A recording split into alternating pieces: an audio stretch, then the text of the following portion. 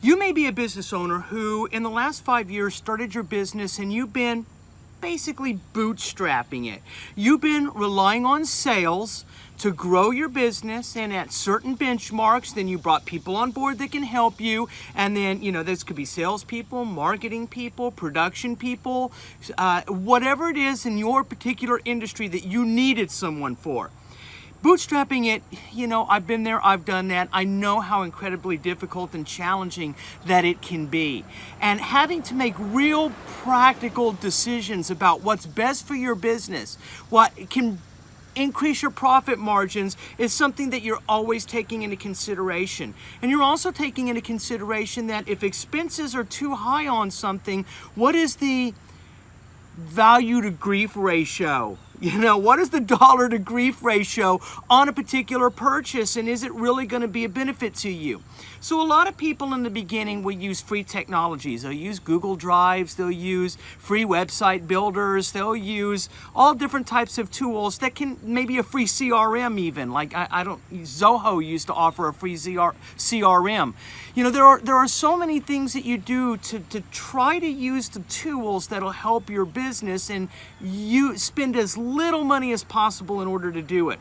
But if you're hitting that 3, 4, 5-year marker, you may be finding that you're outgrowing those free things. And those free things now are actually hurting your business and not helping it. And that's what we're going to talk about this week in our 3-part series.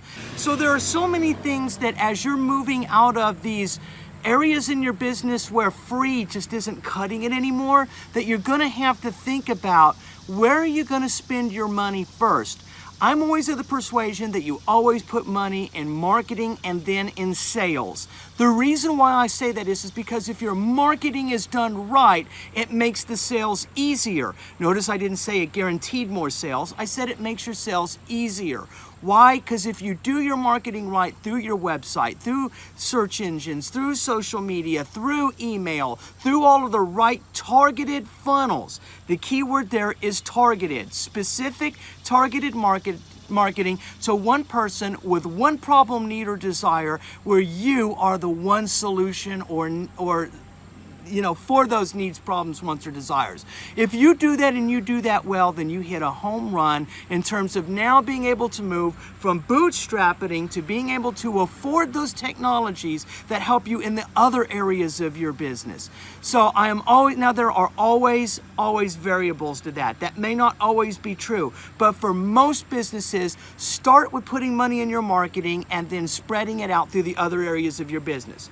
So in the next 2 series, we're going to get into exactly what does it mean to put money into marketing. How do you maximize that marketing? How do you know how to hit a home run in that marketing, and how do you find those right agencies to help you?